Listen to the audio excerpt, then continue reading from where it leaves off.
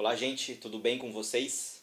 Hoje eu vou contar para vocês rapidamente aqui como é que o carnaval se institucionalizou no Brasil. A gente sabe que a origem do carnaval não é brasileira, né?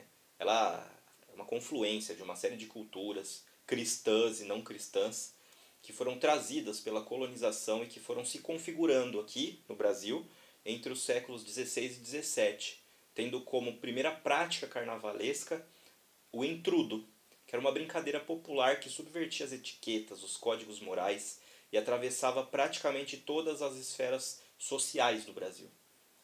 As brincadeirinhas de jogar água nos outros, de fantasiar, enfim. Contudo, foi só no início do século XX que o carnaval ganhou o estatuto de festa nacional, tendo no samba, ritmo criado em meio às populações negras do país, o seu grande alicerce.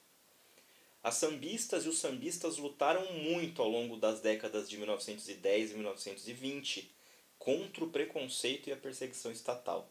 Essa luta, e foi uma luta muito corajosa, permitiu ao samba promover a cooperação e uma identidade para os grupos ignorados pela sociedade. Foi durante a década de 20 que as escolas de samba surgiram, no Rio de Janeiro, a partir da reunião dos blocos. Inclusive o nome Escola de Samba foi dado por Ismael Silva, já que o seu grupo se reunia em frente a uma escola normal, e ele dizia que eles eram a escola de samba.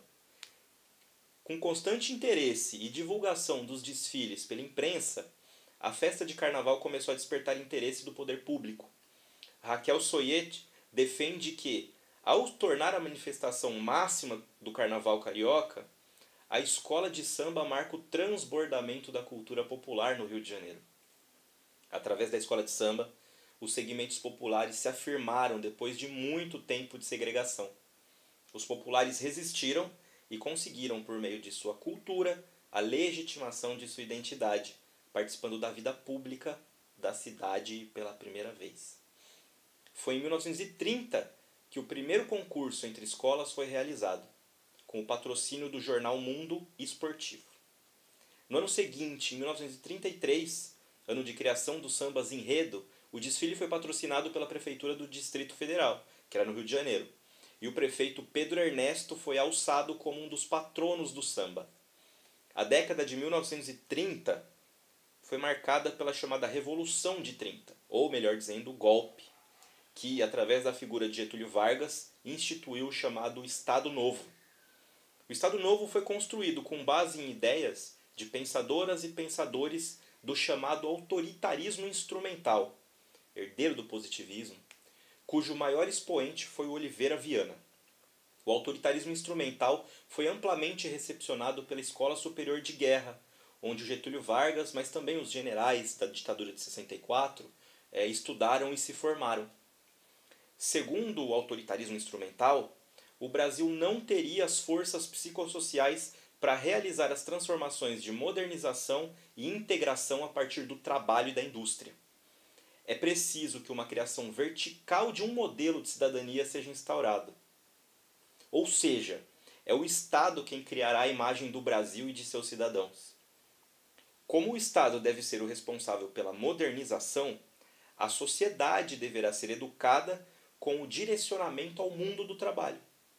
A sociedade deve ser a continuação do Estado, e o Estado é aquele organismo político que integra os interesses de classe. Ora, com isso se cria uma burocracia estatal com legislações e agências de Estado, estatais, autarquias, que vão dar conta desse sistema integrado entre o Estado e a sociedade. É durante a década de 30 que o Ministério do Turismo, da Educação, do Trabalho são criados, e o Estado passa a integrar em seu seio institucional manifestações culturais diversas para a configuração daquela chamada identidade nacional. Assim, o samba, outros ritmos africanos, indígenas e europeus passam a ser referendados pelo Estado, que a partir do carnaval pretende disseminar a noção de unidade e identidade nacional. Com regras bem definidas, o Estado começa a determinar que o carnaval tem que produzir músicas e temas alegóricos com homenagens à história do Brasil, ao mundo do trabalho, e censura qualquer tipo de crítica ao governo. Foi assim, nessa história contada aqui, meio que aos pulos, que o carnaval se institucionalizou no Brasil. A realidade hoje é outra.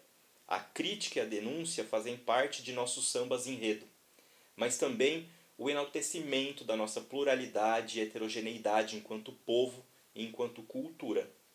Apesar de muita gente detestar a festa do carnaval, há muita história por trás dela. Muita luta, muita dignidade que devem ser preservadas, contadas, continuadas. Para saber mais sobre essa história toda que eu contei aqui, eu recomendo o texto da Raquel Soyer, Reflexões sobre o Carnaval na Historiografia, algumas abordagens.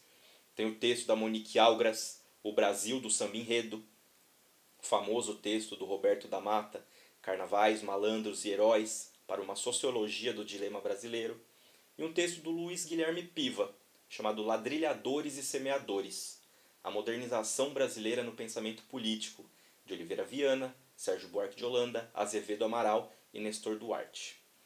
Muitos outros textos, livros, artigos existem sobre a história do carnaval.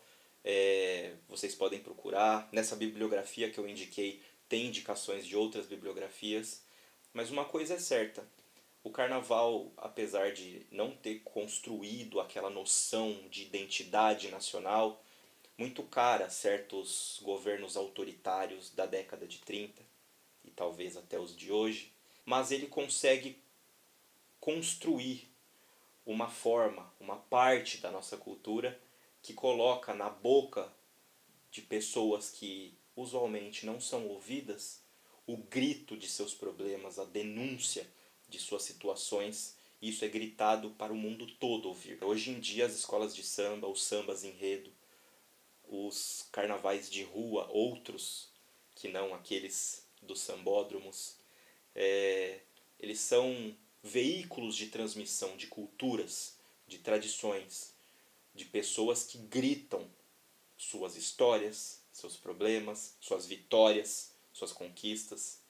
E apesar de, inclusive muito intelectual, afirmar que o carnaval é uma festa suja, é uma festa que devia ser varrida do país, fato é que o carnaval é um dos nossos grandes patrimônios que celebram a nossa pluralidade, que celebra a nossa diversidade, a nossa heterogeneidade e não essa unidade forçada que tentaram construir da gente. Se vocês quiserem saber mais, procurem os textos, comentem aí, que a gente também pode continuar essa conversa. Espero que tenham gostado e até a próxima.